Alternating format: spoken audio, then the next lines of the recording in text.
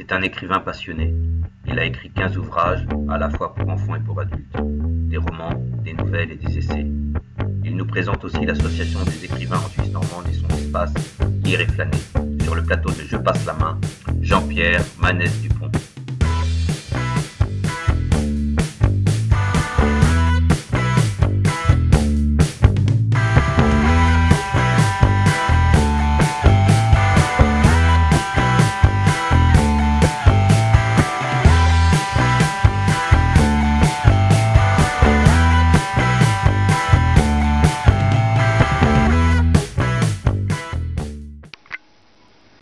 Monsieur Jean-Pierre Manès Dupont, bonjour. Bonjour. Vous publiez en ce moment une série de nouvelles intitulée Les aventures de JP, aux éditions Meunier-Bernadette. Alors, lorsqu'on découvre vos albums, on ne peut s'empêcher d'éprouver comme une émotion. Qu'est-ce que vous avez voulu rendre au juste? Ce que j'ai voulu rendre au juste, eh bien vous l'avez dit, c'est une émotion. Ce que je cherche à exprimer dans mes histoires, c'est la beauté pour finir, c'est quelque chose de beau. Ce sont des histoires qui s'adressent aux enfants et par conséquent, ce que j'appelle la beauté, c'est la dimension du merveilleux dans les histoires. Du merveilleux qui s'origine à toute vie, à condition justement qu'on apprenne à le déceler, à le montrer, et c'est ce que je m'échine à faire dans les histoires précisément. Ça me semble important, notamment aujourd'hui, parce que on vit dans un monde dans lequel il n'y en a plus de beauté, et il me semble important justement d'apprendre à le réenchanter, ce monde, et c'est un petit peu ce que j'essaie de faire donc à travers mes histoires. C'est Platon déjà qui disait que bon, la beauté est quelque chose qui élève l'âme, et bon, je crois effectivement, comme beaucoup de penseurs, que la beauté, c'est ce qui va sauver le monde. Waouh, c'est beau ça. Peut-être que ça ne suffit pas. On a entendu un homme de science exprimer autre chose. Mais je suis encore une fois ému, je vais vous dire pourquoi. Tout simplement parce que ce qu'on vient d'entendre, c'est une petite vidéo qui a été enregistrée il y a, je crois, 6 ou 7 ans, quelque chose comme ça. Ça s'est passé chez moi, à Lille, à l'époque, puisque j'étais encore lillois, et c'est mon fils qui m'a, disons, interviewé. Et donc le fait de se remémorer la chose, voilà. Mais je suis tout à fait d'accord avec ce qu'il dit, l'écrivain, là, comment s'appelle-t-il? En fait, tout à l'heure, qu'on a posé les questions à Michel par rapport aux abeilles, par rapport à savoir trouver une solution, Michel disait, c'est dans le silence, c'est l'intention. C'est la prise de conscience qui fait qu'on peut faire quelque chose. Et quand j'ai écouté ton interview, j'ai... Waouh. Donc, il y a de la poésie, tu es un homme de lettres. Et là, tu as sorti un nouveau recueil, un nouvel ouvrage, Comment as-tu aimé? Et tu es quelqu'un qui a fait le voyage de Compostelle. Oui. Tu en as écrit un livre qui s'appelle Compostela. Voilà, donc... c'est un titre évocateur. Oui. Compostela, quelquefois on demande pourquoi Compostela avec un L, Compostelle prend 2 L, etc. En fait, oui, pour l'anecdote, c'est lié au petit diplôme qu'on est supposé recevoir tout à la fin de la marche, des centaines de kilomètres lorsqu'on arrive à Santiago, à condition qu'on ne triche pas avec la règle, c'est-à-dire à condition qu'on accomplisse les 100 derniers kilomètres qui nous séparent du but de Santiago à pied. Or, la plupart d'entre nous, car on était un petit groupe, on n'a pas reçu la validation, la fameuse Compostela, parce qu'on a triché un petit peu avec cette règle. On n'a pas fait les 100 km à pied, on a fait un peu de voiture, et donc on n'avait pas le timbre à chaque étape qui montre, qui prouve en fait qu'on a accompli le trajet à pied. Donc voilà, Compostela avec un seul L pour le titre de l'ouvrage. Mais il s'agit bien du pèlerinage en question, la route vers Compostelle. Tu vois, je découvre, je ne savais pas qu'il y avait un diplôme. C'est ce qu'on appelle le crédential ou le crédential. Voilà, c'est un morceau de papier, il y a 3 volets. Et dans les compartiments, à chaque fois qu'on s'arrête quelque part, soit dans un monastère ou ailleurs, hein, peu importe, en gîte, on reçoit ce titre, cette validation, dans les églises également d'ailleurs. Il y a quelquefois des gens qui sont préposés à ça et mettent le timbre, très beau timbre d'ailleurs enfin la plupart du temps. Et voilà, c'est le brevet, c'est ce qui certifie en fait qu'on a accompli le chemin, comme je dis, selon les règles. Et qui émet le brevet? Alors donc c'est une instance qui se trouve là à Santiago, religieuse, et qui, au vu donc du fameux crédential, valide ou pas le chemin accompli. D'accord, et le crédential aussi est émis par la même instance. Voilà. C'est l'Église, quoi. C'est l'Église. Oui. Et tu fais plaisir à ton voisin, parce que pour l'agriculture biologique, le fait d'apprendre que le compost est là lui fait déjà plaisir. Oui. Si je peux me permettre, j'ai été très impressionné parce qu'il s'est dit, parce que j'ai entendu. Ça m'a rappelé cette injonction, indignez-vous. Je ne sais pas si vous vous souvenez, là, il y a quelques années. Le petit opuscule, là, qui est génial. Stéphane Hessel, oui, c'est ça, le petit opuscule, disait, et il s'adressait à tout le monde, aux jeunes, aux moins jeunes, etc., à tout le monde, indignez-vous, parce qu'il sentait qu'il y avait une espèce de léthargie dans la société aujourd'hui, qui faisait qu'on était chacun là, par devers soi, enfermé dans une espèce de confort mental, et par conséquent, il y avait une espèce d'inertie qui faisait qu'un aveuglement, on n'ouvrait pas les yeux à tous ces dangers, justement, qui sont autour de nous, qui sont imminents, et voilà. Donc, indignez-vous, là, je crois, on a bien entendu le message. Il faut lutter pour la justice sociale, le mouvement des Gilets jaunes. D'ailleurs, j'aime moi aussi beaucoup, je suis très sensible à ce badge que j'aimerais bien avoir à la boutique, à lire et flâner. La justice sociale, la nature, la lutte pour la nature, la lutte pour les insectes, pour les abeilles. Tout ça, c'est pour la vie en tant que telle. Tout ça, évidemment, c'est un seul et même combat, parce que c'est le combat pour l'humain, comme vous disiez tout à l'heure, pour sauver les valeurs qui nous habitent et qui ne sont pas autre chose que nous-mêmes, en fait. Elles nous constituent. Mais d'ailleurs, c'est marrant parce que tu parles de lire et flâner. Donc, il y a combien de temps que vous avez ouvert Lire et flâner à Ségrifontaine? Alors, Lire et flâner, bon, c'est une toute jeune aventure, on va dire, parce que la boutique Lire et flâner, donc Lire et flâner est un café-livre. C'est tout récent, c'est 1 an et demi exactement. 1 an et demi, on a ouvert la boutique le 1er mai 2017.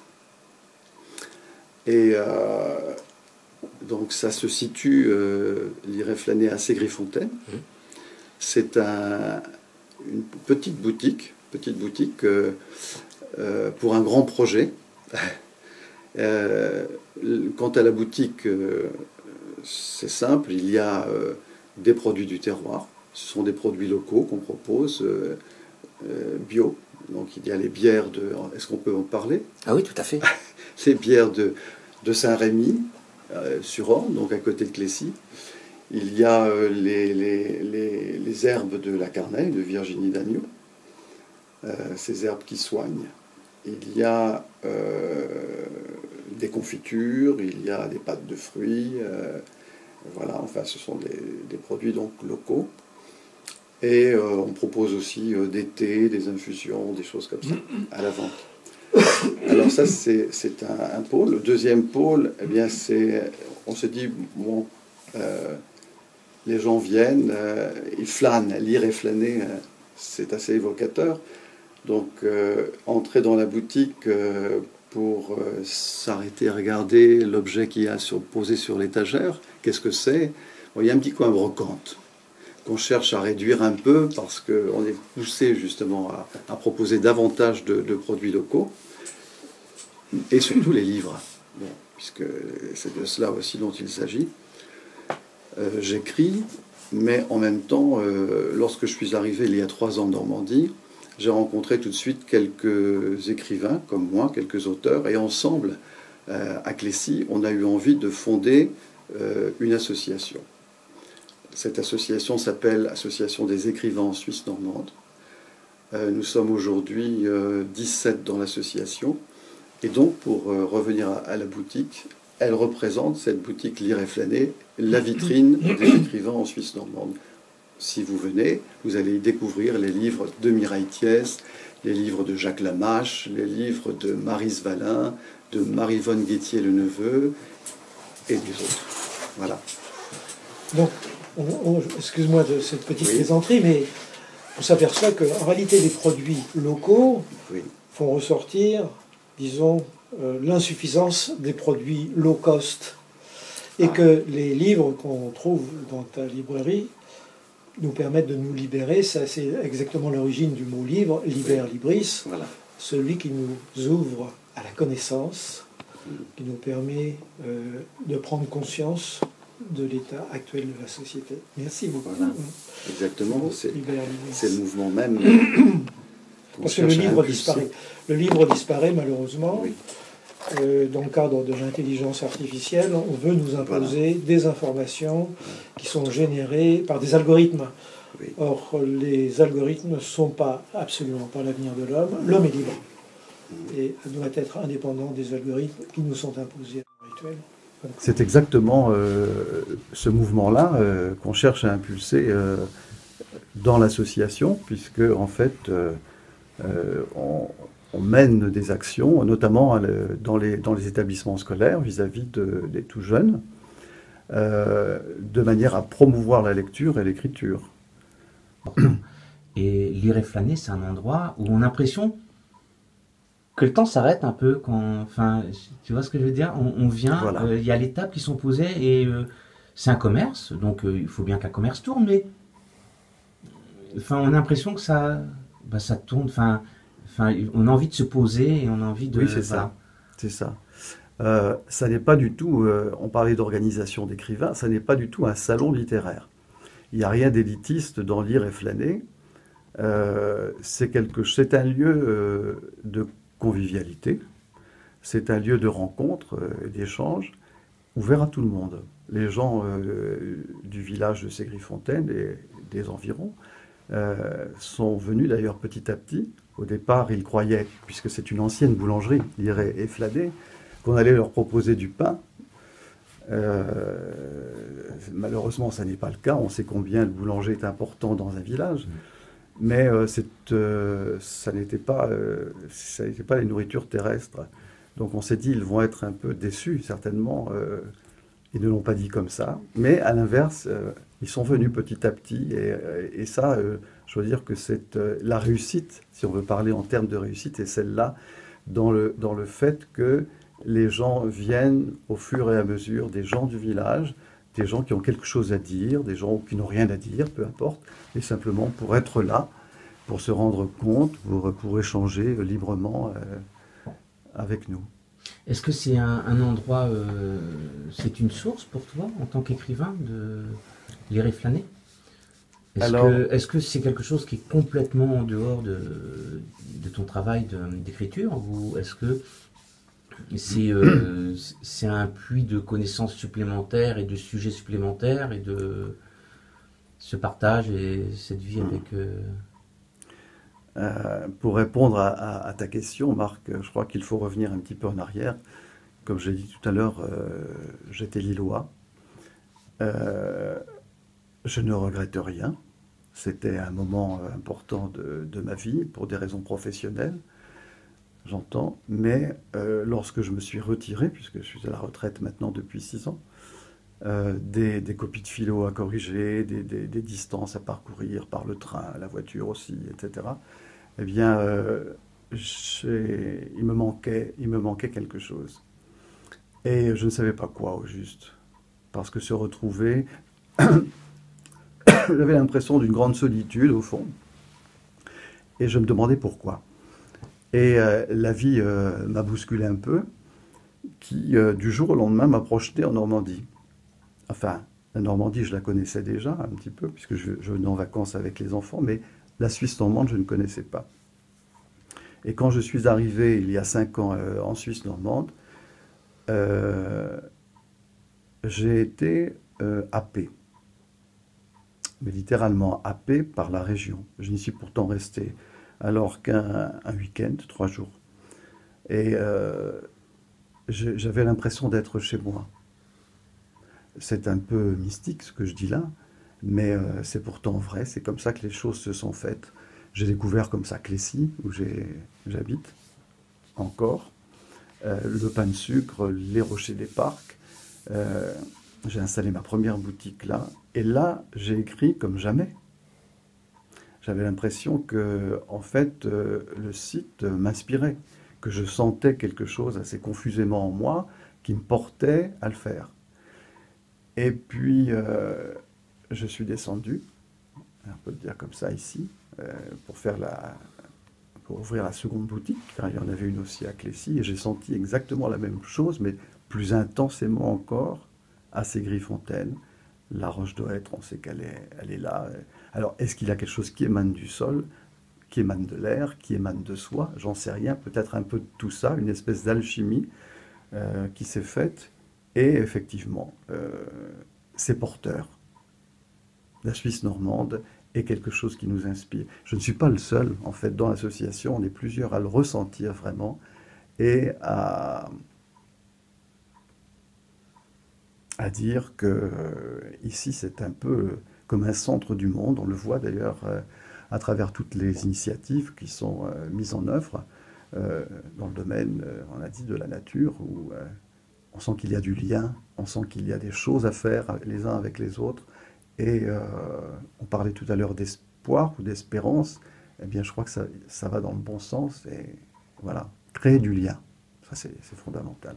Parce que je crois que on ne peut pas être heureux à soi tout seul. On est pauvre à soi tout seul. Mais on est riche avec les autres. C'est joli. T'étais professeur de philo? Alors j'ai pas enseigné à Paris, j'ai pas enseigné dans les universités. Moi j'étais simplement professeur de lycée, donc dans les classes terminales. Ça me fait rire toujours, simplement c'est comme quelqu'un qui me dit oh, moi je fais que 2 accords, je suis un simple guitariste. Non, tu es un musicien. Une philosophie, c'est une certaine démarche, donc que ce soit à des lycéens ou à des universitaires, la démarche est la même, le raisonnement est le même. C'est un savoir et une approche de la vie que tu Mais enseignes. le simplement n'était pas dépréciatif. Ah d'accord. Le simplement, en fait, il veut dire que quand on enseigne j'ai enseigné dans les sections littéraires au départ pendant 5 ans, mais après dans les sections technologiques, eh bien, si on apprend, enfin, si on n'est pas simple, ou si on n'apprend pas à redevenir simple, on ne peut rien faire. D'ailleurs, les collègues me disaient « Oh, t'en fais pas, les profs de philo ici se succèdent tout le temps, tu vas durer 1 an, 2 ans, 3 ans, puis après on ne te verra plus. » Pour finir, j'ai fait beaucoup plus que ça. On revient à la proximité, parce que quand on est prof de philo dans un lycée technologique, il faut partir de rien et essayer de construire quelque chose avec les élèves. Avec des élèves qui bougent tout le temps, puisqu'ils sont dans des ateliers, les sections mécaniques, électricité, électrotechnique, etc. J'étais un électron libre. Bon, moi, je me regardais, si j'avais été là assis comme je le suis, et ils ne peuvent pas ça. Donc, il fallait leur expliquer les règles, là encore, mais il fallait être patient et il fallait leur montrer. Et voilà. Donc, la simplicité, c'est bien. C'est marrant parce que vous soyez tous les 4 aujourd'hui, c'est pas un hasard. Hein. Il y a quand même il y a beaucoup d'interactions et de sujets qui s'entrecroisent. Jean-Pierre, est-ce que tu peux nous parler de ton dernier ouvrage, Comment as-tu aimé? Alors, c'est effectivement l'ouvrage qui est sorti au mois d'octobre 2018. C'est mon dernier, c'est un essai, celui-là. il se démarque des autres livres, qui sont plus, on dira, des romans, mais je me méfie un petit peu des étiquettes, là encore, nouvelles, romans, etc. Bon, c'est à redéfinir. Pour moi, c'est un essai philosophique parce que il pose la question de savoir qu'est-ce qu'on met au centre de nos vies. Qu'est-ce qui est important? Qu'est-ce qui est important pour soi? Qu'est-ce qui nous meut? Qu'est-ce qui nous motive? Qu'est-ce que c'est que cette énergie ou ce carburant, je ne sais pas si c'est mal dit ça, qui fait que, voilà, on a envie. Et donc, il y a deux faces dans ce livre, qui est aussi anecdotique, ce n'est pas une réflexion théorique philosophique, mais c'est en fait un double portrait de femme. Je ne peux pas évidemment tout dévoiler de ça, mais dans le premier cas, il s'agit d'une femme qui s'est consacrée, une femme du Nord. Elles ont d'ailleurs disparu toutes les deux, ces femmes, mais une femme du Nord qui a consacré sa vie à l'enseignement et qui est passée à côté de quelque chose d'essentiel, dont elle prend conscience tout à la fin. Donc c'est assez dramatique et qui nous interpelle. Donc cette histoire nous interpelle parce qu'on se dit mais finalement ce qu'elle a mis elle au centre, ça représente une valeur certes, mais est-ce que c'est vraiment ça pour nous par exemple, ou bien est-ce que ça peut être plus, et comment fait-on pour aller au-delà? Je suis un peu vague parce que je ne veux pas trahir un peu, déflorer le sujet. Dans la seconde histoire, alors là, c'est autre chose. On va là, dans la dimension artistique, dans quelque chose d'un peu révolutionnaire. La question qui est posée, c'est est-ce que l'art est à même de sauver? Parce qu'on peut dire que ça va jusque-là, notre existence, alors que cette existence a mal commencé. Est-ce qu'il est possible de résilier en créant? On parlait du beau tout à l'heure au début de l'entretien. Est-ce que le beau est salvateur? Est-ce qu'il peut nous conduire vers nous-mêmes? En tout cas, c'est des beaux messages que tu nous donnes. Et moi, je vous invite, voilà, tous ceux qui regardent, je vous invite à passer à Lire et Flâner et à venir passer un moment pour vous poser à Ségréfontaine. C'est un endroit qui est assez atypique et qui est aménagé avec beaucoup de goût. Ben, écoute, merci Marc pour ces encouragements. Donc effectivement, vous pouvez passer tous les jours de la semaine, à partir du mardi jusqu'au samedi, de l'après-midi, de 15h à 19h. Voilà. Et toute l'année. Et tu aurais quelque chose à dire avant de nous quitter, Jean-Pierre? Quelque chose à dire? Veux-tu rajouter quelque chose? Simplement que moi, j'ai eu beaucoup de plaisir à être ici, à entendre ce que j'ai entendu, ça m'a donné beaucoup d'espoir, beaucoup d'envie. Ça nous responsabilise, il me semble, une rencontre comme celle-là, voilà, et ça c'est encourageant. En tout cas, merci de m'avoir invité, de nous avoir invités, parce que je crois qu'aujourd'hui on s'est fait de nouveaux amis. Écoute, merci à toi, merci à vous tous, merci Jean-Pierre.